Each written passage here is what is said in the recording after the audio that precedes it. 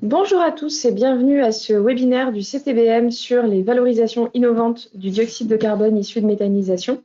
J'aurai le plaisir d'accueillir Timothée Husser de Bluenomy, Fabien Michel de Voltigital et Stéphanie de l'INSA Toulouse qui sont présents avec moi en caméra. Je vais d'abord vous présenter le CTBM, Centre technique national du biogaz et de la méthanisation, avant de passer la main aux différents intervenants. Donc, qu'est-ce que c'est le CTBM? C'est le réseau des laboratoires français qui travaillent sur la recherche en méthanisation. Donc, des laboratoires publics et des laboratoires privés, essentiellement académiques, mais aussi associatifs. Et ce réseau a vocation à diffuser les connaissances qu'ils produisent et à favoriser les partenariats entre eux. Donc, pour cela, nous avons plusieurs activités. Le site infometa.org qui présente des fiches thématiques sur les sujets scientifiques liés à la méthanisation, des webinaires comme celui-ci qui présente la recherche et l'innovation de la filière, et surtout les journées recherche-innovation qui se tiennent tous les 2 ans. Les prochaines sont du 26 au 28 mars 2024 à Pau. Je vous invite à le noter dans vos agendas. J'en reparlerai à la fin. Nous animons également des groupes de travail au sein de la filière méthanisation. Le premier sur la valorisation du CO2, d'où la thématique du webinaire actuel. Un autre sur les formations, le recrutement et les métiers. Et un dernier qui vient de démarrer sur les émissions fugitives des filières. Si ça vous intéresse, n'hésitez pas à revenir vers moi à la fin du webinaire pour en savoir plus. Nous faisons partie du club biogaz de la T2E, interprofession du secteur de la méthanisation. Nous sommes à La Défense et l'ADEME nous soutient depuis la création du CTBM en 2019. Vous trouverez plus d'informations sur notre site internet, bien évidemment. Pour discuter des valorisations innovantes du CO2 de méthanisation, je vais commencer par une introduction par Timothée Husser, consultant chez Bluenomy, qui va nous parler notamment du marché du CO2 et des grandes catégories d'innovations attendues sur la valorisation de ce CO2. Timothée, je te passe la main.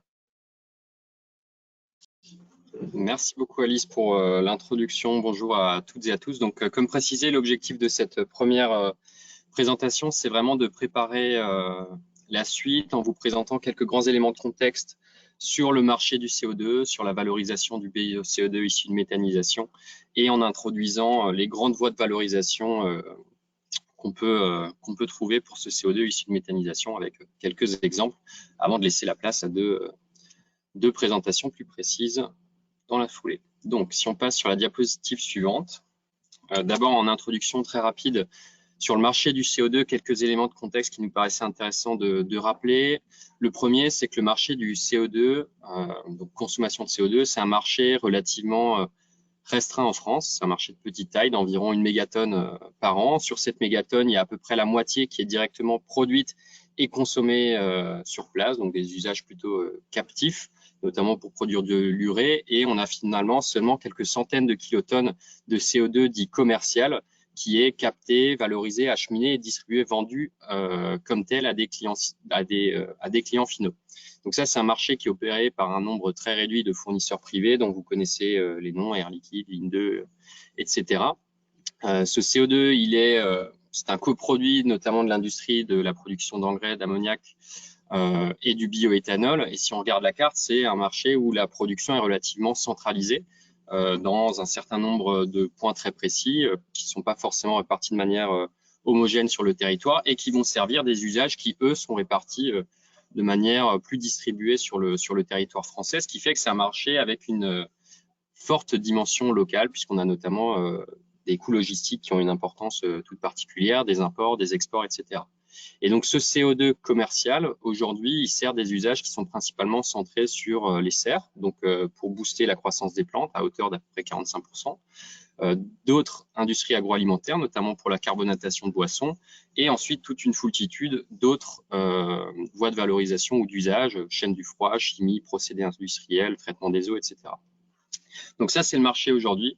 Demain, ce marché, il est amené à évoluer de manière particulièrement importante sous l'effet de deux choses. La première, c'est qu'on devrait avoir une augmentation sensible de la demande. Pourquoi? Parce qu'on a plusieurs usages, notamment e-fuel, méthanation, qui devraient se développer et être fortement consommateurs de CO2. Et en parallèle, on devrait avoir aussi une augmentation significative du gisement de CO2 qui peut être valorisé sur ces marchés, notamment avec le développement du captage de CO2 industriel et la méthanisation qui permet de valoriser du bio-CO2 après l'étape d'épuration. Et donc, si on zoome un petit peu plus sur la partie bio-CO2, sur la diapositive suivante, hop, voilà. Le premier élément sur lequel on voulait insister, c'est que le bio-CO2 en fait, va vraiment constituer un gisement valorisable de bio-CO2 local assez conséquent. C'est ce qu'on a essayé de représenter sur la gauche. On a fait une vision très simplifiée de ce que pourrait représenter l'équilibre off-demande du marché du CO2 à l'horizon 2040, avec une demande qui devrait passer de quelques centaines de kilotonnes à quelques mégatonnes par an, selon la façon dont se développaient notamment les usages e-fuel. Et en parallèle de ça, en complément des voies de production qui existent déjà aujourd'hui, on devrait avoir des quantités importantes de CO2 qui devraient être potentiellement valorisables par la méthanisation ou par la capture de CO2 directement dans les fumées industrielles. Donc c'est un marché où l'offre devrait être significativement supérieure à la demande, et ce pendant encore de nombreuses années. Et sur le bio-CO2, pardon, plus spécifiquement, donc on a des volumes importants. C'est une offre locale, puisque c'est vraiment récupéré sur les unités de méthanisation qui sont réparties de manière plus ou moins homogène sur le territoire, et qui peut constituer donc une alternative intéressante ou compétitive au CO2 industriel sur un certain nombre d'usages, ce qui est déjà le cas aujourd'hui en fonction notamment des distances avec les centres de production et des coûts logistiques. Et c'est un CO2 pour lequel il devrait y avoir une traction assez forte pour une valorisation aujourd'hui et dans les prochaines années, avec un premier élément très tangible qui est la question du règlement e-fuel, donc qui précise que pour la production de carburants synthétiques, l'utilisation de CO2 fossile sera interdite d'ici 2041 et qui devrait donc être un vecteur du développement de demande sur le bio-CO2 de méthanisation. Le bio-CO2 de méthanisation, c'est voilà, un approvisionnement notamment potentiellement fiable en matière de coûts notamment. Il y a une valeur locale qui peut être intéressante, notamment pour certaines voies de valorisation où on peut mettre en avant ce caractère local. Il y a la possibilité d'avoir des logiques de puits de carbone selon l'usage, et on a des nouvelles voies, on va y revenir, c'est l'objet de ce webinaire, qui vont se développer et qui pourraient permettre de valoriser ce CO2. Et juste avant de passer sur un panorama des différentes voies de valorisation du CO2 qui pourraient être imaginées dans le futur, on voulait introduire quelques grilles de lecture. La première, c'est la question de la durée de stockage du CO2 dans le produit, pour savoir si on va avoir un usage dit séquestrant ou non séquestrant et un impact positif sur le changement climatique. Est-ce que le CO2 est stocké quelques heures, quelques jours, quelques années, décennies dans le produit? Est-ce qu'on va retirer du CO2 de la circulation et donc avoir cette logique puits de carbone dont je parlais avant? Quelle est l'exigence en traçabilité et en qualité du CO2 pour les différents usages qu'on va vouloir servir? Et quelles sont les différentes catégories de voies de valorisation? Je vais y revenir. Il y a soit des logiques de conversion où le CO2 est utilisé en intrant, soit des logiques d'utilisation où le CO2 est utilisé directement. Et donc, c'est l'objet de la diapositive suivante, où on a présenté sous forme de panorama l'ensemble des voies de valorisation possibles pour le bio-CO2 qu'on a identifié. Donc, on va retrouver notamment sur la partie en haut à gauche les voies dites de conversion chimique, où là, l'idée, c'est d'utiliser le CO2 comme intrant dans des réactions d'hydrogénation, électrolyse, thermochimie, etc., pour synthétiser différents produits qui peuvent être des alcools, des acides, des gaz, des carbonates. Souvent, le CO2 est utilisé en substitution de produits fossiles pour produire ces produits-là de manière décarbonée. On a des voies de conversion biologique, photosynthèse, biocatalyse, où là, l'objet, c'est d'avoir du CO2 en intrant pour produire du méthane ou des microalgues. Et on a tout un tas d'applications industrielles où là, l'idée, c'est vraiment d'utiliser le CO2 directement. Donc là, c'est des applications qui sont pour la plupart déjà utilisées aujourd'hui, ou pour certaines particulièrement niches, fumée pour événementiel, solvant pour peinture, fertilisation des serres, on l'a dit, c'est le plus important, traitement anticalcaire, traitement des eaux usées, etc., etc. Donc ça, c'est un panorama large sans forcément grille de lecture. Si on regarde la diapositive suivante, on a introduit deux vues sur cette diapositive et la suivante qui nous paraissaient importantes pour regarder quelles peuvent être les voies de valorisation particulièrement adaptées à cette production de bio-CO2, donc bio-CO2 local de manière décentralisée sur le territoire. Et donc, une des premières grilles de lecture intéressantes, c'est la question de la décentralisation d'usage et de la taille du marché. on voit bien qu'en fait, selon les différentes voies, on ne va pas du tout avoir les mêmes dynamiques de consommation. Il y a certains usages qui seront répartis de manière particulièrement homogène sur le territoire, le transport frigorifique, la recarbonatation des bétons de démolition, par exemple. Et on va avoir d'autres marchés, par exemple des marchés de faible taille et très centralisés, comme la production de nanotubes de carbone. Donc, c'est important de garder en tête cette caractéristique-là pour savoir finalement quelle typologie de demande correspond le plus à cette typologie d'offres particulière en bio-CO2. La deuxième grille de lecture sur la diapositive suivante, c'est la question de la maturité, où en fait, on va retrouver de manière assez naturelle sur la droite en rouge tout un tas d'usages industriels qui consomment déjà du CO2 aujourd'hui et où le bio-CO2 pourrait assez naturellement constituer une alternative directe. On en a parlé juste avant. À côté de ça, on va retrouver tout un tas de voies de conversion, notamment conversion chimique, à différents stades de développement, de la recherche exploratoire jusqu'au niveau commercial, voire commercial et éprouvé, comme pour la production d'urée, par exemple. Et donc, finalement, on va retrouver ces différentes voies qui devraient émerger dans le futur à des horizons de temps un petit peu différents. On va y revenir lors de la conclusion. Si on prend un petit peu de recul maintenant sur ce panorama qui est très large et qui introduit des nombreuses voies, on a essayé d'en sélectionner quelques-unes pour attirer votre attention sur celle-ci. Donc, sur la diapositive suivante, on a notamment regardé quelles sont les voies de valorisation qui pourraient être particulièrement adaptées au marché du bio-CO2 issu de méthanisation. Sur la gauche, on a notamment représenté avec une logique quelle est la taille potentielle du marché et quelle est la valeur ajoutée du produit final qu'on va synthétiser en utilisant ce bio-CO2. Et on a isolé 3 voies, dont 2 qui seront présentées juste après. La voie production de carburant synthétique, donc on a la présentation de Madame E qui va arriver sur le sujet, et les voies de minéralisation qui seront présentées par Fabien Michel juste après également. E-plastique, je vais y revenir, c'est l'objet de la dernière diapositive. Mais donc, si on regarde sur la droite, finalement, ce qu'on devrait observer dans les prochaines années, c'est qu'on a un certain nombre d'usages qui sont des nouvelles voies en développement, qui devraient constituer des débouchés naturels pour le bio-CO2 issu de méthanisation. C'est notamment la production de e-fuel, potentiellement la filière béton.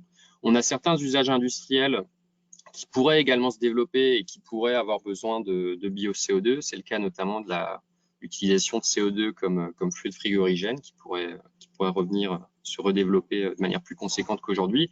Et ensuite, on a tout un tas de voies qui sont aujourd'hui moins matures, qui sont à l'étape même avant démonstrateur, qui sont par exemple fabrication de nanotubes ou nanofibres de carbone, et donc dont il faudra suivre l'évolution dans les prochaines années. Et à titre d'exemple, on a voulu présenter une dernière voie qui est une qui n'est pas présentée dans les 2 présentations suivantes, qui est la synthèse de plastique, où là, l'objet, c'est vraiment d'utiliser du CO2 en intrant en complément d'époxyde pour, à travers des processus de polymérisation qui peuvent être variés, synthétiser différents produits, des polyols, des polyuréthanes, etc., qui vont pouvoir ensuite servir des marchés qu'on connaît finalement tous assez bien. Donc, il y a des projets pilotes, voire même des projets à l'échelle commerciale qui existent pour la synthèse de e-plastique. C'est des projets où on pourrait avoir des volumes de demande particulièrement adaptés à la typologie du marché du bio-CO2 et où on pourrait avoir un intérêt à consommer du bio-CO2 local, notamment dans une logique de marketing produit. Donc là, l'objet, c'est vraiment d'essayer d'utiliser du CO2 en substitution de dérivés du pétrole pour essayer de décarboner la production de ces plastiques-là. Si on prend le premier exemple, et je conclurai là-dessus, qui est la gamme Cardion, on a un procédé qui a été développé par une société qui permet de remplacer aujourd'hui partiellement des dérivés du pétrole pour fabriquer un composé qui est précurseur du polyuréthane et qui ont en fait des applications très concrètes dans la vie de tous les jours, hein, mousse flexible pour des matelas, des liants de revêtement pour salles de sport, des fibres textiles et élastiques, etc., etc. Et donc, on vous a mis un certain nombre de projets que vous pourrez aller regarder. On n'a pas forcément le temps de rentrer dans le détail, mais qui sont déjà des projets qui existent et qui utilisent du CO2 pour produire des e-plastiques. Donc voilà, j'espère que cette première introduction rapide préparera de manière idéale les deux interventions à venir. Et je remercie encore une fois la T2E pour son invitation. Merci beaucoup Timothée pour cette présentation. Je vais passer la main à Fabien Michel, consultant et dirigeant à Voltigital, qui va nous parler de minéralisation du CO2 de méthanisation. Fabien, c'est à Oui, toi. bonjour, bonjour à tous. Donc, je suis Fabien Michel, fondateur et dirigeant de Voltigital, et je vais vous parler de minéralisation du CO2 issu de méthanisation. Vous verrez le petit logo Carboroc, qui est, comme je vais le présenter sur la slide suivante, en fait une émanation de notre activité d'ingénierie de conseil sur un développement R&D. Donc Voltigital, on intervient sur les technologies innovantes bas carbone, capture valo du CO2, usage et production innovante d'hydrogène et gaz renouvelable. Et dans le cadre d'un développement en cours, on a cette activité innovante sur la minéralisation du CO2. Donc je vais pouvoir vous parler un petit peu mieux de ces technologies. Slide suivante. Donc, la minéralisation du CO2, c'est le fait de piéger du CO2, alors qu'on va souvent retrouver sous forme gazeuse, mais c'est plus compliqué que ça, dans un substrat pour former un solide dans lequel le CO2 est lié, et en général de l'eau. Donc, si on prend l'exemple de la base calcium, on a du CO2 et de la chaux hydratée qui va former du carbonate de calcium. Le carbonate de calcium, c'est un des composants principaux du calcaire. Et la chaux hydratée peut provenir, par exemple, de pâtes cimentaires sur des déchets de béton. Et donc, va réagir dans le cadre d'une réaction qui est exothermique. Donc, cette réaction génère de la chaleur. C'est le sens thermodynamique. Elle se produit naturellement. On n'a pas besoin de rajouter d'énergie. Les produits sont particulièrement stables. C'est une réaction, celle-ci en particulier, qui est possible même avec des concentrations très très faibles de CO2. Donc le CO2 à la concentration atmosphérique de 400 parties par million va réagir avec tout ce qui va être chaud hydraté pour former ce carbonate. Et c'est une réaction qui peut se produire avec d'autres types de substrats. Hein. On va parler de carbonate de calcium, mais ça marche aussi avec donc du magnésium, avec certains ions ferreux. Et donc, on a un principe pour piéger du CO2 dans un substrat dans lequel il ne va pas ressortir facilement. Slide suivante.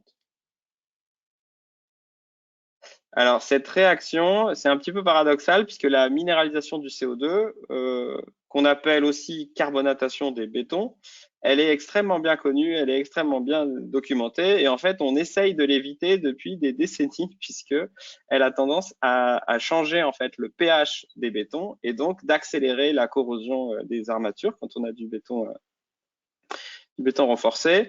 Et donc, c'est une réaction que, voilà, dans le domaine du génie civil, ils connaissent bien. Le béton absorbe naturellement du CO2. La difficulté, c'est qu'il en absorbe des quantités qui sont assez faibles et il absorbe sur des temps très longs. Et donc, quand on fait un bloc de béton, un cube, seule la surface, finalement, va absorber un petit peu de CO2. Dans le cadre de ce processus exothermique entre guillemets naturel, mais qui n'a pas besoin qu'on l'aide pour fonctionner. Sauf que quand on l'aide pas, la carbonatation naturelle est une réaction très lente et qui est du coup limitée à une faible épaisseur en surface. J'ai mis un petit schéma d'un article qui était sorti dans Nature où on compare en fait ce qui est émis en CO2 pour fabriquer du béton et ce qui est recapté par le béton en termes de potentiel et on voit qu'on capte beaucoup moins que ce qu'on émet pour différentes raisons. D'une part parce qu'il y a des émissions de procédés. Si on brûle des combustibles fossiles en particulier pour faire de l'électricité ou la chaleur dans un four cimentier, on va générer beaucoup de CO2. Mais quand le CO2, enfin quand le calcaire est brûlé dans le four, il relibère du CO2 et une partie de ce CO2-là peut retourner, lui, pour reformer du calcaire par la suite. Donc, c'est une réaction qui est bien connue, mais qui n'est pas si bien connue que ça. Slide suivante. dans le sens où on sait qu'elle se passe, mais on peut l'améliorer dans certains cas de figure. Et donc, on va parler notamment de carbonatation accélérée. Donc, il existe des démonstrateurs R&D notamment. Donc là, je vous ai mis quelques images du programme FastCarb qui vise à piéger et à forcer ce piégeage dans des matériaux issus du recyclage de béton, donc des granulats de béton recyclés. Ce projet FastCarb, qui est un projet français, a notamment permis d'avoir 2 démonstrateurs, donc un dans une usine Lafarge et un dans une usine de Vicat, démonstrateurs industriels pour montrer la quantité de CO2 qu'on pouvait piéger en prenant du CO2 typiquement sur des fumées de cimenterie. Et avec des réacteurs qui étaient assez simples, hein, puisque là vous voyez à droite un tambour tournant, qui est en fait un réacteur qu'on trouve dans le séchage des enrobés pour faire autre chose, et à gauche un réacteur à lit fluidisé qui est d'habitude utilisé pour sécher de la poudre de lait. Et donc dans ces deux prototypes, enfin pilotes, on a pu montrer qu'on captait plus de CO2 que et plus rapidement que si on le laissait à l'air libre et qu'on attendait à peu près 18 mois, ce qui est un ordre de grandeur assez classique de la carbonatation naturelle. Slide suivante. Alors la minéralisation, c'est pas que piéger du CO2 dans des déchets de béton. Il y a énormément de potentiel de ces technologies. Donc il y a un programme qui est assez programme phare, hein, qui s'appelle le programme CarbFix. Peut-être en avez-vous entendu parler, qui consiste à piéger du CO2 sur différentes formes. Donc on peut avoir du CO2 qui vient d'une centrale géothermique. Mais on peut aussi avoir du CO2 qui vient de l'air par donc direct air capture, et qui ensuite ce CO2 est dissous et réinjecté avec de l'eau et transformé en carbonate dans des roches un petit peu spéciales qu'on trouve là-bas. Et donc ça permet aussi finalement de minéraliser ce CO2 pour qu'il ne se transforme, enfin il ne soit plus juste du CO2 gazeux dissous dans l'eau, mais qu'il soit complètement lié chimiquement avec différentes bases, calcium ou magnésium en l'occurrence. Donc la minéralisation peut prendre différentes formes et en fonction des substrats, en fonction des applications, en fonction du type de CO2 et des conditions, on va avoir différentes manières de piéger du CO2 dans des substrats et donc éviter que ce CO2 retourne à l'atmosphère. Slide suivante. Alors, nous, chez Volt Digital Carborock, on travaille sur le fait de développer des écosystèmes de minéralisation du CO2. Donc, si je prends un exemple simple, on a des déchets de béton donc, qui proviennent typiquement de la démolition de béton. On a différentes sources de CO2, par exemple du CO2 de méthanisation. On les fait réagir d'une certaine manière dans un réacteur. Donc, on ne va pas attendre 18 mois et on ne va pas piéger la quantité minimale de CO2. On va accélérer tout ça en bien jouant sur un certain nombre de paramètres pour produire des déchets de béton carbonatés qui peuvent aller soit en filière remblai routier, enfin travaux publics, là où vont une grosse partie des déchets de béton, soit aller vers du béton recyclé. Et donc, on réutilise le béton pour le béton. Et l'idée, c'est qu'en carbonatant, on améliore aussi ce circuit-là, c'est-à-dire qu'on améliore les propriétés des déchets de béton recyclés pour pouvoir mieux les recycler dans le béton. Et donc, avec ce programme Carborock, on adresse 3 problématiques. Première problématique, séquestrer du CO2. Deuxième aspect, améliorer la note environnementale du béton, puisque dans le cadre d'une analyse de cycle de vie, si un produit stocke du CO2, il participe en fait à la réduction des émissions, il va avoir un avantage environnemental, de la même manière que inversement, s'il participe à des émissions de CO2, il a un désavantage environnemental, son analyse de cycle de vie est moins bonne sur les impacts carbone. Et puis le troisième point qu'on cherche à aborder, c'est d'améliorer le produit carbonaté pour permettre un meilleur recyclage dans le béton. Typiquement, la carbonatation est un phénomène qui produit donc carbonatation des bétons produit du calcaire, du carbonate de calcium, et ce carbonate de calcium limite en fait la vitesse de réaction. Donc au fur et à mesure que la réaction se passe, elle a tendance à s'inhiber elle-même par un effet de passivation. Donc ça, c'est problématique pour piéger le maximum de CO2, mais c'est plutôt intéressant pour limiter l'absorption d'eau dans les déchets de béton. Or, certaines fractions assez fines des déchets de béton recyclés absorbent beaucoup d'eau et on a du mal à les recycler. Donc l'idée, c'est d'utiliser cette étape supplémentaire de carbonatation pour pouvoir limiter l'absorption d'eau et donc du coup mieux recycler certaines phases. Donc la carbonatation, c'est voilà, quelque chose qui est assez connu, mais finalement, quand on cherche à l'utiliser d'une certaine manière, ça peut nous permettre d'adresser des problématiques qui ne sont pas toujours très bien adressées aujourd'hui. Slide suivante.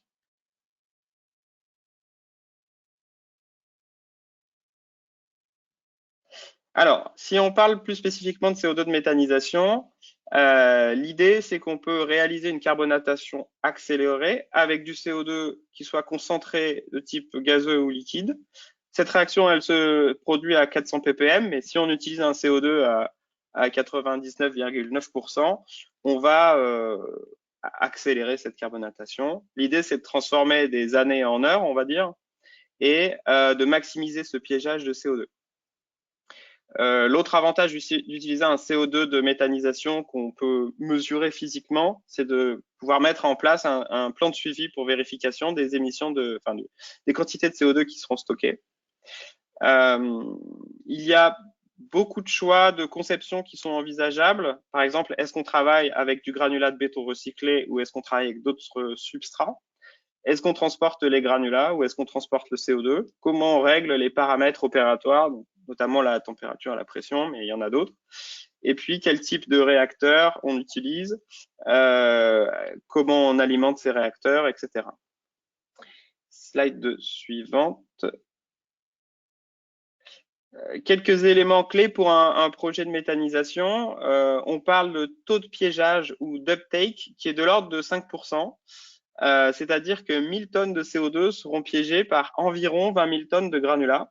Alors ce taux, il est assez variable en fonction de plein de choses. Donc 20 000 tonnes de granulats, c'est une taille relativement intéressante par rapport aux plateformes de recyclage qui existent en France. Donc il y a un peu plus de 400 plateformes de recyclage actuellement. Et 1000 tonnes de CO2, c'est une valeur assez intéressante par rapport à la taille de la quantité de CO2 qui serait produite sur une unité de méthanisation. Donc on voit qu'on a un ordre de grandeur entre ce qu'on peut émettre à partir d'une unité de méthanisation en injection et ce qu'on peut capturer sur une plateforme qui est voilà, de la bonne taille. Un deuxième élément à prendre en compte, c'est le rendement carbone, c'est-à-dire le taux de CO2 qu'on va séquestrer par rapport au taux de CO2 qui est mis à disposition. Et donc celui-là, il peut être extrêmement variable en fonction des choix de conception qu'on a pris. Donc on peut piéger beaucoup de CO2 dans des cailloux, mais finalement en laisser partir beaucoup. Le rendement carbone traduit le fait qu'on en laisse partir le moins possible.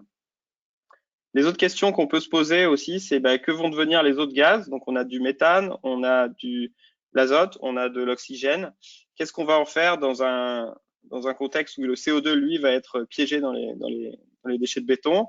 Est-ce qu'on va le séparer? Est-ce qu'on va les détruire? Est-ce qu'on va les accumuler? Est-ce qu'on va les rejeter?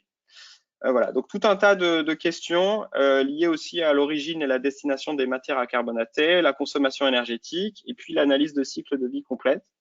Alors pour la petite question, hein, en fait, on peut se permettre de transporter un petit peu sur des distances relativement courtes le granulat, tant du point de vue économique qu'écologique, c'est possible.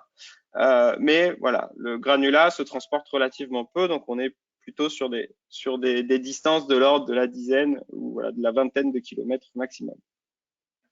Et l'autre question à voir, c'est quel est le modèle économique, quels vont être les revenus générés par cette opération pour pouvoir payer l'ensemble des éléments. Slide suivante. Donc aujourd'hui, au niveau des revenus envisagés, donc je mets envisagé puisque ces modèles commerciaux sont en émergence, il y a l'idée de bénéficier d'un certificat de piégeage du CO2. Quand on piège du CO2, notamment biogénique, on peut générer un certificat dans certaines conditions et le vendre à des parties intéressées. Donc ça peut constituer une source de revenus. On peut aussi améliorer les propriétés des granulats. On peut aussi améliorer le bilan carbone des granulats et donc du béton. Et on peut aussi améliorer le recyclage vers le béton de certaines fractions. Et donc ça, alors c'est pas le cas aujourd'hui, mais ça pourrait être le cas d'avoir finalement des subventions dans le cadre des filières REP, responsabilité élargie des producteurs, qui sont des filières donc qui visent qui perçoivent une taxe, une éco-contribution pardon, sur les produits qui sont concernés. Et cette éco-contribution est utilisée pour favoriser le recyclage voilà, dans les meilleures conditions d'autres produits. Donc voilà, aujourd'hui, il y a des modèles économiques qui sont en cours de développement. Nous, on travaille dessus. Je pourrais en dire plus à l'occasion.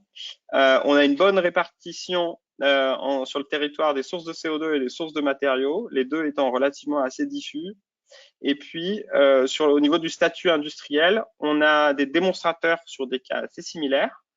On a peu ou pas de solutions encore disponibles, mais ça commence à émerger. Nous, on porte un projet, donc Carborock, qui a vocation à être relativement proche du marché. Et donc, on pense que cette voie est assez intéressante. On a une réaction qui est simple en résumé, mais avec une mise en œuvre qui peut être un peu plus complexe. Je vous passe les détails, mais peut-être qu'on pourra aborder ça pendant les questions. Slide suivante, parce que je crois que je suis en train de dépasser. Voilà. En conclusion, la minéralisation de CO2 est une opportunité pour le CO2 issu de méthanisation. Ça peut permettre des revenus complémentaires pour l'exploitant. Ça peut permettre d'améliorer l'acceptabilité sociétale, notamment par une meilleure gestion du bilan carbone. Et ça peut donner lieu à des projets d'économie circulaire assez intéressants à l'échelle d'un territoire.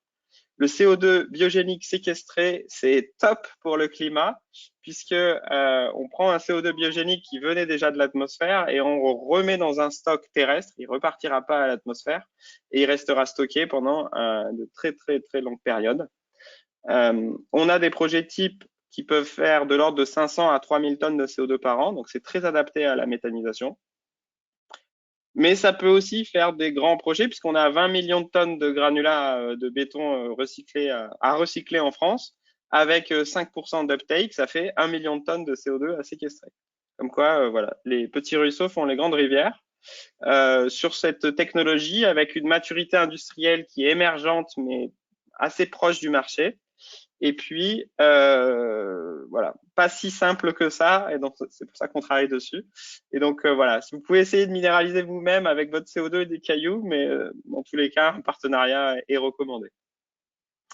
Voilà, s'il y a des questions, n'hésitez pas. Et puis, pour en savoir plus, n'hésitez pas à nous contacter, à suivre notre newsletter qui est gratuite sur la capture et valorisation du CO2. Vous trouverez le lien sur notre site voltdigital.com. Je vous ai mis en lien le lien vers le programme Fast Carb avec des résultats publics très intéressants, mais il y a aussi d'autres programmes sur d'autres formes de minéralisation du CO2 comme le programme CarbFix en Islande, et puis le guide du CTBM et du CSF que Voltdigital a largement coécrit sur mener un projet de valorisation du bio-CO2 issu de méthanisation. Merci à tous. Merci beaucoup Fabien pour cette présentation. Les questions, on verra dans le temps d'échange après la présentation de Stéphanie. Stéphanie qui est directrice de recherche INRAE au sein du Toulouse Biotechnology Institute, travaille notamment sur des transformations de différents produits au niveau chimique et biologique, qui va nous parler du e-méthanol et en quoi il pourrait devenir un débouché pour le bio-CO2 dans le cadre du projet agrométhanol. Stéphanie, est-ce que tu peux prendre la main? Oui, c'est bon. Vous m'entendez? Oui. Bon. Bonjour à tous. Donc, merci.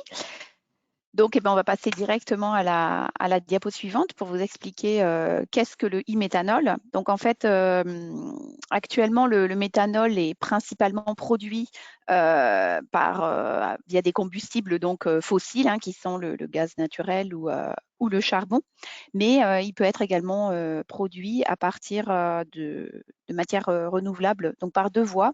Donc, la première, c'est ce qu'on appelle le biométhanol. Donc, c'est ce que vous voyez en vert en haut du schéma, qui comprend donc tout ce qui va être déchets de forestiers, mais aussi agricoles. Ça va permettre de faire du biogaz et tout ça va être utilisé donc pour faire ce CO2 renouvelable. Et ensuite, parmi ce méthanol renouvelable. Parmi ce méthanol renouvelable, on a aussi ce qu'on appelle le e-méthanol. Et lui, il est obtenu à partir du CO2 donc dit renouvelable. Alors pourquoi renouvelable? C'est parce qu'il va être produit à partir donc des méthaniseurs ou par captation donc directe dans l'air. Et on va également utiliser donc de l'hydrogène vert, c'est-à-dire de l'hydrogène produit à partir d'électricité renouvelable. Et ça va permettre donc de faire du e-méthanol. Donc évidemment, ce méthanol, qui soit produit de manière dite verte, renouvelable ou à la base de combustibles fossiles, bah, il a les mêmes propriétés chimiques, hein, c'est le même méthanol. Alors sur la diapo suivante, on va s'intéresser à pourquoi le méthanol. Donc, en fait, le méthanol, ce qu'il faut savoir, c'est que c'est une commodité industrielle de premier plan dont la capacité mondiale ne cesse de croître. Donc, au cours des 10 dernières années, la capacité de production et d'utilisation du méthanol ont plus que doublé. Donc, on voit que sur ce graphe, par exemple, si on regarde ce qui se passe en 2009, eh ben, on était à 40 millions de tonnes de méthanol consommées. Et 10 ans après, on est passé à 100 millions de tonnes. Et donc, le marché suit, hein, c'est-à-dire la production suit, mais la consommation aussi. Le méthanol, donc, il est facilement stockable et transportable hein, par rapport à du CO2. Il n'y a pas besoin de camions frigorifiques, par exemple. Il est miscible dans l'eau et il est entièrement biodégradable. Donc, diapo suivante. Donc, à quoi sert ce méthanol maintenant, à l'heure actuelle? On peut dire que le méthanol, c'est vraiment une molécule plateforme hein, qui est utilisée pour synthétiser des composés à forte valeur ajoutée. Donc, 2/3 du méthanol sont utilisés pour produire d'autres produits chimiques tels que le formaldéhyde, l'acide acétique, des matières plastiques. Et on a notamment l'utilisation du méthanol, là ce qu'on voit en bas du graphe, donc méthanol to oléfine. Donc ça, c'est quelque chose, on utilise le méthanol directement pour faire des plastiques et des polypropylènes, par exemple, ou du polyéthylène. Et on voit que ça a beaucoup augmenté ces dernières années. Et c'est ce qui d'ailleurs justifie cette augmentation drastique de l'utilisation du méthanol. Et en fait, le reste, le tiers restant du méthanol va être utilisé dans la production donc, de carburants. Carburants qui vont être utilisés notamment dans la marine. Donc, il y en a un exemple récent, il y en a un bateau qui navigue au méthanol, et parce que c'est biodégradable dans l'eau notamment. Alors, si on revient au e-méthanol sur la diapo suivante, ce qu'il faut savoir, c'est que pour produire du e-méthanol, on va avoir besoin d'énergie parce que le CO2, c'est une molécule qui est chimiquement inerte, elle est très stable et donc cette énergie pour, on va dire, activer le CO2, elle vient de l'hydrogène. Et comme on peut le constater sur cette équation, il nous faut 3 molécules d'hydrogène pour produire une molécule de méthanol, ici en rouge, donc sur la diapo suivante. Donc, diapo suivante, voilà, pour produire 1 tonne de méthanol, en fait, on aura besoin de environ 1,38 tonnes de CO2 et 0,19 tonnes d'hydrogène, ce qui revient à... on a notamment besoin, donc pour faire de l'hydrogène, vous le verrez après, de 1,7 tonnes. On a besoin d'eau, donc il faut 1,7 tonnes d'eau. Alors, comment est produit le e-méthanol? Donc, sur la diapo suivante. Donc, à l'heure actuelle, il y a trois stratégies, enfin 3 procédés qui permettent de produire le e-méthanol. Elles reposent toutes sur de l'électrolyse. L'électrolyse, elle est nécessaire pour produire l'hydrogène qu'on va produire en électrolysant l'eau, notamment, avec donc de l'électricité renouvelable. Et dans le premier procédé qui est utilisé à l'heure actuelle, hein, il y a un marché pour ça, cet hydrogène va être utilisé dans ce qu'on appelle des catalyseurs, dans lequel on va donc activer le CO2 en e-méthanol. Ces catalyseurs, cette réaction de catalytique d'activation du CO2, il faut savoir qu'elle se fait à des pressions très hautes, hein, entre 50 et 100 bars, et surtout à des fortes températures, donc entre 200 et 300 degrés, en présence donc d'une grande quantité de catalyseurs à base donc de cuivre, d'oxyde de zinc ou d'alumine.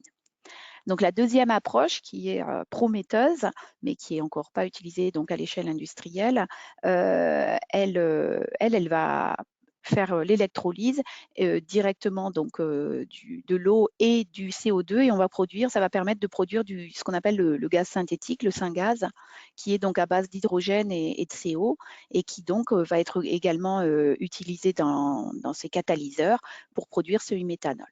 Et en fait, la dernière approche, on va directement donc électrolyser l'eau et le CO2 toujours avec de l'énergie, de l'électricité renouvelable.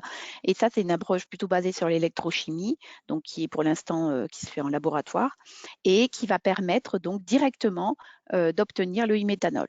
Donc, si on compare ces approches, dans les deux premières approches, on voit qu'elles sont utilisées donc à l'échelle industrielle, à l'échelle de labo. Elles ont un rendement de production du e-méthanol qui est relativement élevé, mais par contre, elles utilisent une quantité importante de produits chimiques et elles opèrent à des températures élevées et à des fortes pressions. La dernière stratégie, donc le dernier procédé, il est testé à l'échelle laboratoire. Il a un rendement pour le moment de production faible, mais il utilise aussi peu de produits chimiques et il opère à température ambiante et à pression atmosphérique. C'est donc cette dernière approche, diapo suivante, que l'on a décidé d'utiliser dans le projet donc agrométhanol. Donc, dans ce projet, l'idée, je suis la coordinatrice de ce projet, et l'idée, c'est de transformer donc le CO2 purifié en sortie de méthaniseur en e-méthanol. Et en fait, on a utilisé cette approche électrochimique, hein, d'utiliser des cellules électrochimiques, parce que c'est la seule approche finalement qui est implantable dans le champ, puisqu'elle opère à température et à pression atmosphérique, à température ambiante et à pression atmosphérique et qui peut être donc opérable par un agriculteur et qui présente donc un impact économique, énergétique et écologique le plus faible. Donc, si on considère qu'une unité moyenne de méthanisation on rejette 1500 tonnes de CO2 par an, ça va permettre de produire environ 1 tonne de e-méthanol. Sachant que le prix du e-méthanol actuellement est compris entre 700 et 1500 € la tonne, mais bon, il va baisser hein, puisque les technologies pour produire ce e-méthanol se développent. Donc, comment fonctionne une cellule électrochimique? Diapo suivante, merci. Donc, ça repose sur l'utilisation d'énergie, hein, on en revient toujours là, donc sous forme d'électricité renouvelable. Et donc, cette électricité va nous permettre de décomposer l'eau, donc d'électrolyser l'eau en ions H+, et en électrons, donc au niveau de l'anode. Et puis ces protons et ces électrons vont aller alimenter la cathode et vont permettre donc d'activer le CO2. Et donc, selon les produits de réduction électrochimique du CO2 vont dépendre fortement de la nature de l'électrolyte, c'est-à-dire de ce qu'on met dans notre cellule électrochimique, mais également du catalyseur qu'on utilise sur la cathode et du potentiel cathodique appliqué. Et donc, selon ces conditions, on va pouvoir faire du méthanol, hein, ça c'est vrai, mais on peut aussi faire tout un tas d'autres composés. Donc ça, la cellule électrochimique, en fait, en ce sens, elle est quand même, c'est un procédé versatile et qui ouvre de nombreuses possibilités pour faire du méthanol, mais pas que, pour faire d'autres composés chimiques qui pourraient être intéressants également. Donc le projet agrométhanol, diapo suivante, donc se découpe en 5 phases. Dans la première phase, en fait, l'idée, c'est de sélectionner des cellules électrochimiques, donc de faire basé sur une revue bibliographique, en fait, et on va sélectionner des cellules électrochimiques selon 3 critères, donc la contrainte économique, la facilité d'opération par un opérateur, un agriculteur, et la sûreté, donc pour l'opérateur, les riverains et l'environnement. Dans la seconde phase, les cellules électrochimiques qu'on aura sélectionnées vont être validées en laboratoire. Donc pour ça, on fera appel aux experts de ces cellules électrochimiques, c'est-à-dire il y a plusieurs laboratoires qui travaillent sur ces cellules électrochimiques. Donc l'idée, c'est d'aller les voir, de travailler avec eux, de voir comment ça fonctionne et si ça peut être implanté dans le champ. Et puis, les phases 3 et 4, c'est la montée en échelle pour aller jusqu'à l'industrialisation, on va dire, dans les 7 prochaines années. Donc, la phase 1, elle a été financée par GRDF dans le cadre de la chaire innovation biogaz de l'INSA. Et elle est soumise à un go-no-go. C'est-à-dire que si on trouve, si aucune cellule électrochimique ne répond à nos contraintes, eh bien, le projet ne sera pas poursuivi en phase 2. Et le financement des autres phases va donc dépendre de cette première phase. Donc, la team agro-méthanol, elle est composée, donc, en plus de moi-même, par Toinou Frezoul, qui est un ingénieur d'études INRAE, et Jocelyne Héré, qui est la fondatrice de The Right Packaging. Et elle a vu le jour donc, lors d'un hackathon de Rimini Saclay en 2021, où nous nous sommes regroupés pour répondre à un enjeu posé par GRDF, qui était qu'est-ce qu'on fait du CO2 biogénique en sortie des méthaniseurs. Et donc, notre proposition a obtenu le prix coup de cœur du jury. Voilà, donc je terminerai en disant que le e-méthanol a un bel avenir devant lui, puisque l'IRENA prévoit que la production mondiale de méthanol va passer de 100 millions de tonnes actuellement à 500 millions de tonnes en 2050. Et on estime que sur ces 500 millions de tonnes, 250 millions de tonnes d'e-méthanol devraient être produits. Donc, l'idée, c'est de remplacer tout le méthanol fossile par du e-méthanol ou du biométhanol. Et le gros avantage, c'est que, comme vous l'avez vu, le marché du méthanol, il est là. Donc, le e-méthanol, il pourrait simplement s'implanter dans la filière relativement facilement. Voilà, donc je vous remercie et serai ravie de répondre à vos questions dans la session questions. Merci beaucoup. Merci Stéphanie. Merci également Timothée et Fabien pour vos interventions. Nous avons donc un temps maintenant d'échange. Alors, je vois qu'il y a déjà de nombreuses questions dans le chat. Donc, je ne sais pas si on va réussir à toutes les traiter. Les premières vont s'adresser à, il me semble, Fabien, puisque c'est des questions un peu de précision sur la carbonatation du béton. Alors, on a deux questions qui se regroupent entre Nathalie Brixy et Charlotte Marcel. C'est sur la qualité du flux de CO2. Alors voilà, Nathalie Brixy, c'est une question précise sur la minéralisation. Est-ce qu'il y a besoin de purifier le CO2, notamment des composés soufrés, pour la minéralisation? Et ensuite, une question un peu plus générale de Charlotte Marcel sur la qualité pour les différentes valorisations présentées par Timothée. Fabien, est-ce que tu as des éléments là-dessus? Oui. Alors, dans le cadre du programme FastCarb, ce qui a été testé, c'est des fumées de cimenterie, donc sur lesquelles on avait des taux de CO2 qui étaient plus faibles qu'en CO2 de méthanisation, mais plus élevés que sur de la post-combustion classique, donc plutôt de l'ordre de 20 à 30% en CO2. Il y avait des NOx et je crois qu'il y avait un petit peu de SOx. Après, donc à ces taux-là, ça n'a pas posé de problème. Après, faut voir là, voilà, si on était sur du biogaz non traité, ce que ça donnerait. Il pourrait y avoir une interaction effectivement entre le soufre et le calcium. Ça aujourd'hui, j'ai pas d'éléments. Ça pourrait regarder. On pourrait regarder. Il y a des gens qui regardent de l'épuration ou la capture de CO2 avec des bases de calcium, qui recyclent en fait très vite en les réchauffant et du coup en piégeant le CO2 séparément à côté. Là, dans la minéralisation, l'idée c'est d'utiliser comme une voie un débouché entre guillemets de valorisation. Donc on n'a pas cet effet cyclage et on travaille pas forcément sur des fumées,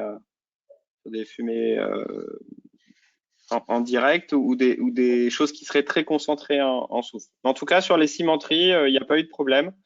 Donc voilà, je pense que sur du biogaz non traité, ça serait une autre paire de manches, mais sur du CO2 issu d'un procédé d'épuration, du bio-CO2, il n'y a a priori aucun problème de polluant qui bloquerait le procédé. Merci. Timothée, du coup, pour les différentes voies.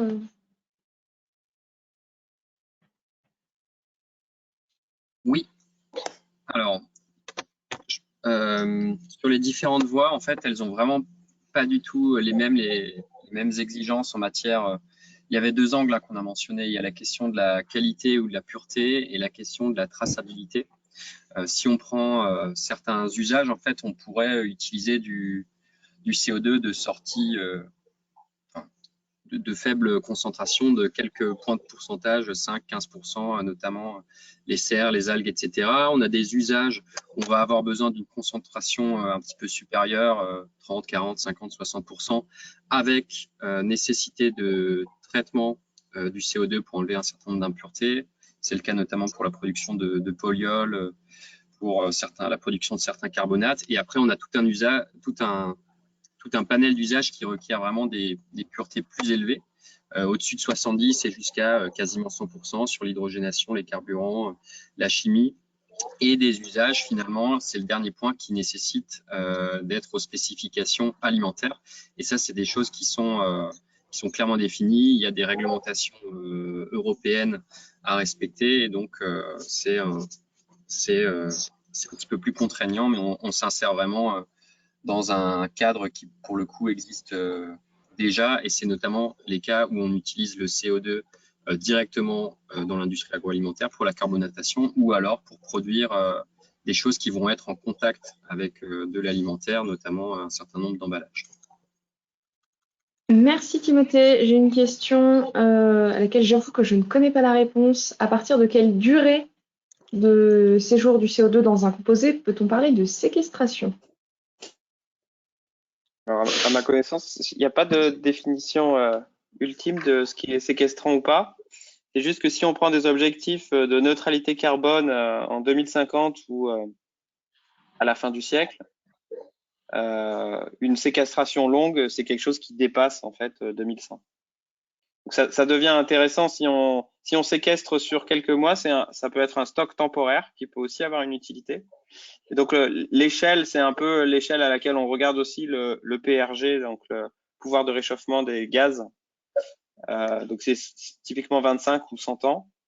Donc, une utilisation séquestrante, il faut toujours effectivement la mettre en parallèle avec ce qu'on entend par séquestrant. Et dans le cadre de la minéralisation, il y a des acteurs qui considèrent que c'est plus de 10 000 ans. Ah oui. Parce qu'en fait, le CO2 est très stable, mais le carbonate de calcium est encore plus stable que le CO2, puisque si on met du CO2 et de la chaux, ils vont former naturellement, même en très faible concentration, du carbonate de calcium. Et l'inverse ne se reproduit pas naturellement, il se reproduit dans un four de cimenterie ou éventuellement dans certaines conditions géologiques. Donc là, on peut dire que c'est très long. Si on stocke dans un plastique, c'est probablement un stock intermédiaire, par exemple. Alors, on a plusieurs questions relatives à l'énergie dans les procédés.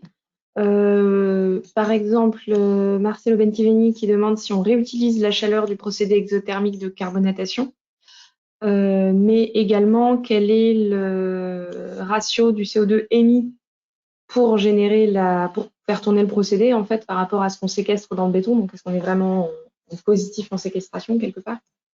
Et enfin, c'est également pour le e-méthanol, quel est le coût énergétique et toujours la question du bilan, l'analyse de cycle de vie en fait en termes de CO2 émis par rapport au CO2 séquestré du processus sur ces cas-là. Est-ce que Fabien, tu veux répondre au premier angle? Je peux répondre sur la angle? minéralisation, ouais.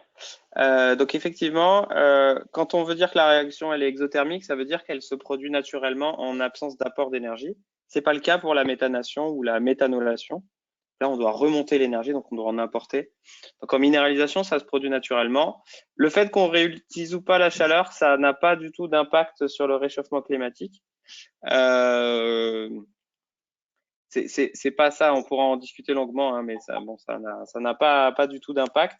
Ce qui se passe, c'est que l'analyse de cycle de vie sur la minéralisation du CO2, elle est très favorable, sauf si on transporte les granulats sur des très longues distances et ou qu'on utilise des procédés qui consomment énormément d'énergie, donc notamment sur d'autres bases, les bases magnésium, ou si on doit broyer les déchets de béton ou l'olivine ou ce genre de substrat, là, on va se retrouver avec une analyse cycle de vie qui peut être moins bonne.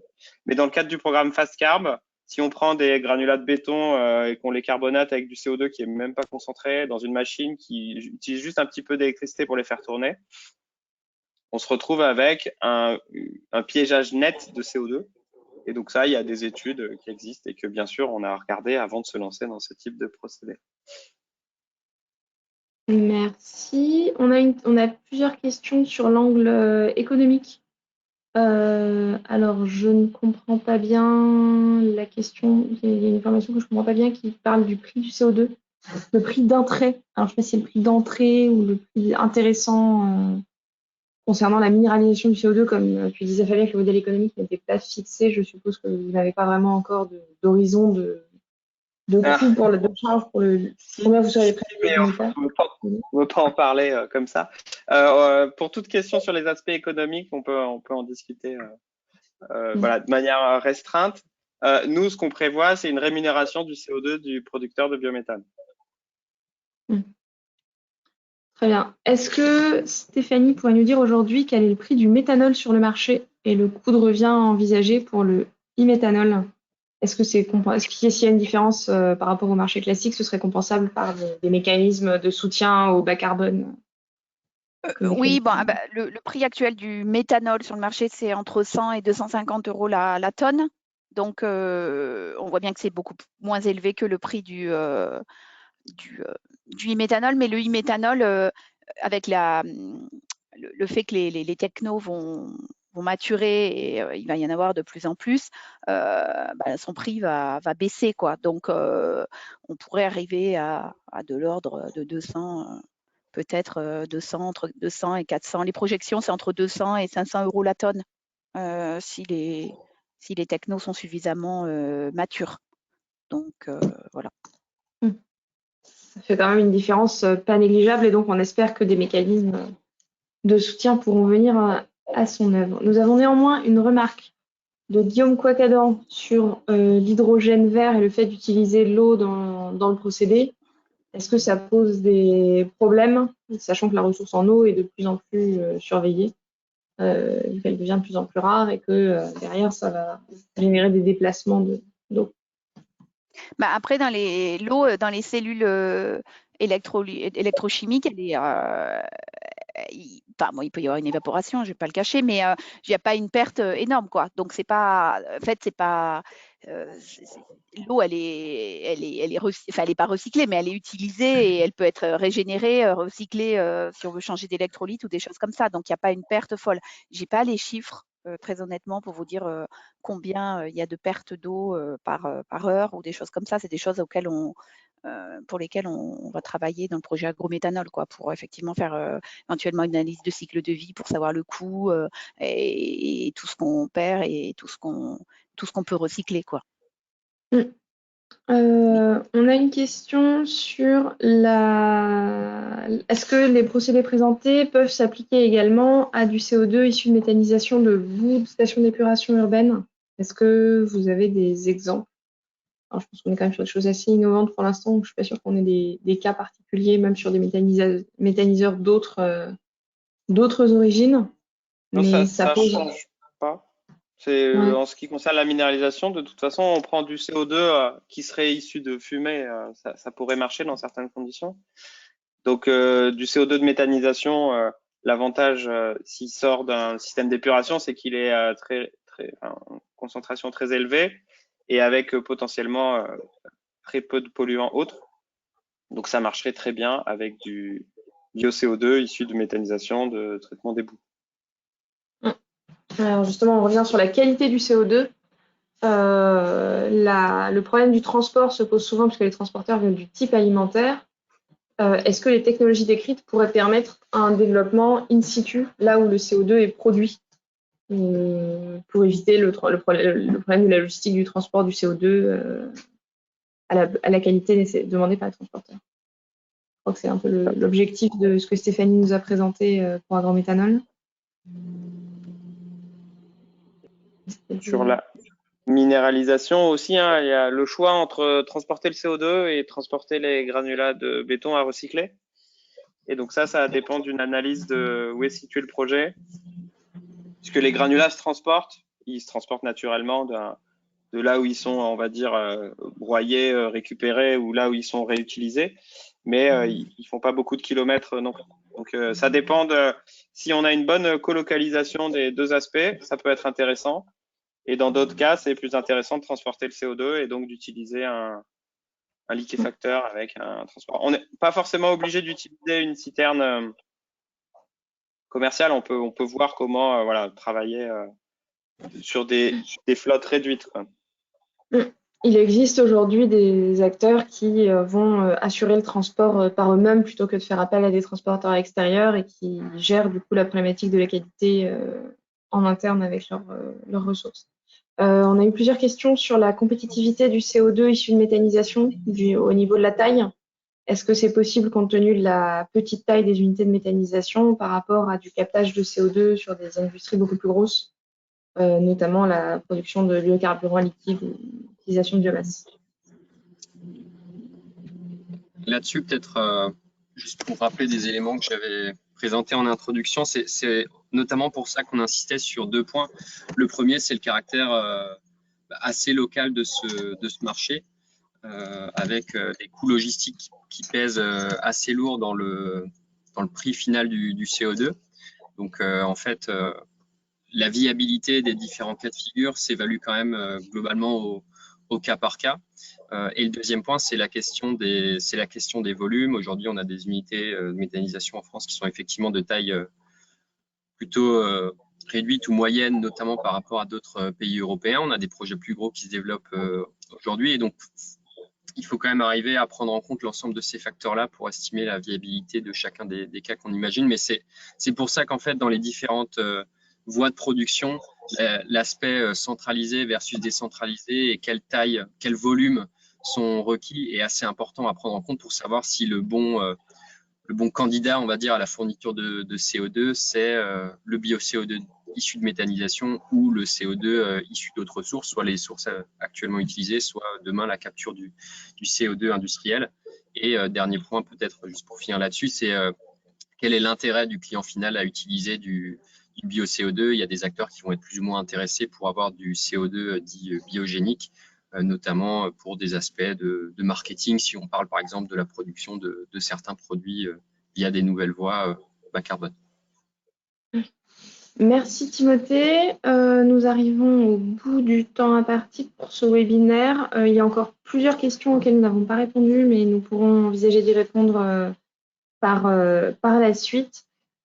Juste une question qui m'a l'air intéressante à traiter. Est-ce que pour la minéralisation ou le e-méthanol, il est envisagé de faire passer du biogaz dans le procédé plutôt que de récupérer le CO2 issu de l'épuration du biométhane?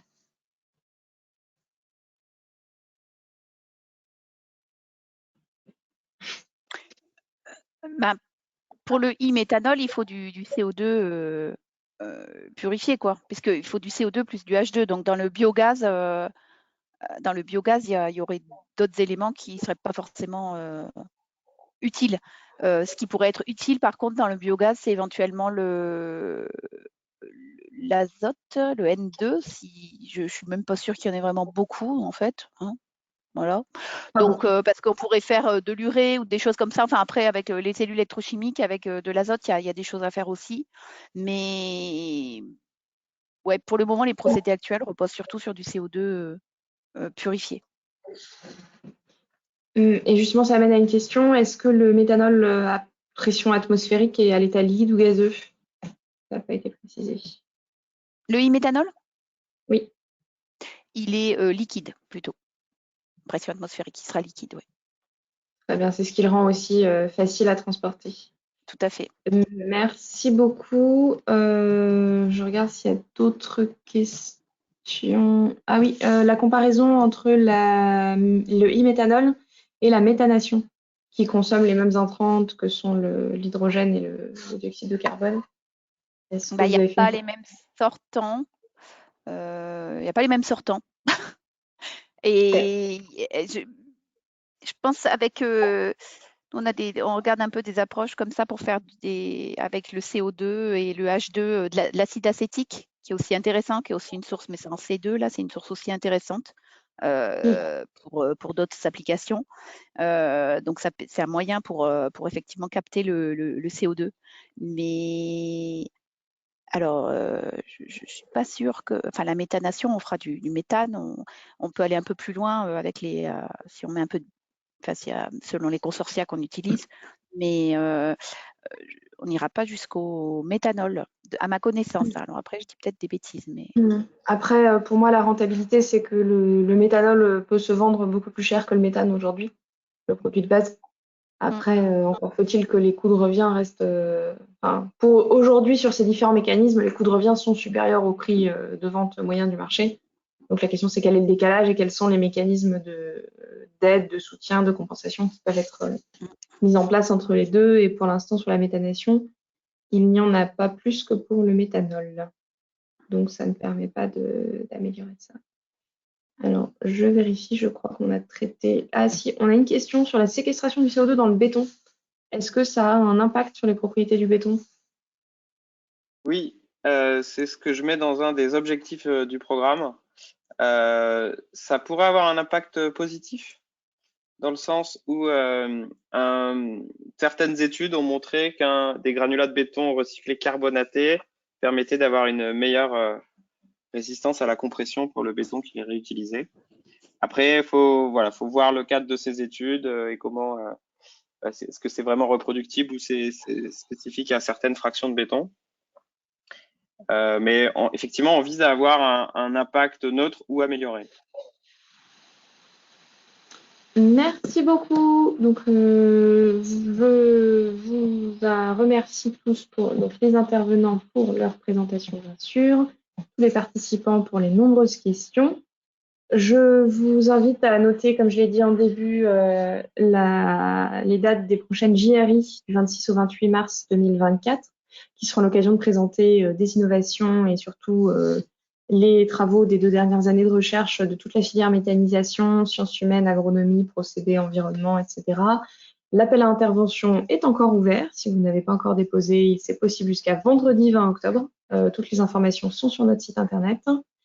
Et le prochain webinaire, vous pouvez noter le 4 décembre à 11 h. Nous parlerons du projet de recherche FlexiMeta avec une intervention du CRIT-GPTE notamment. Donc un projet de recherche sur la flexibilité de l'opération des méthaniseurs, notamment pour la production de biométhane, pour adapter la sortie d'unités de méthanisation aux évolutions du réseau, en l'occurrence du réseau de gaz et de la demande, qui est très variable selon la saison et selon les heures. Et sur ces bonnes paroles, je vous dis au revoir et à très bientôt. Merci, au revoir. Merci, au revoir. Merci beaucoup.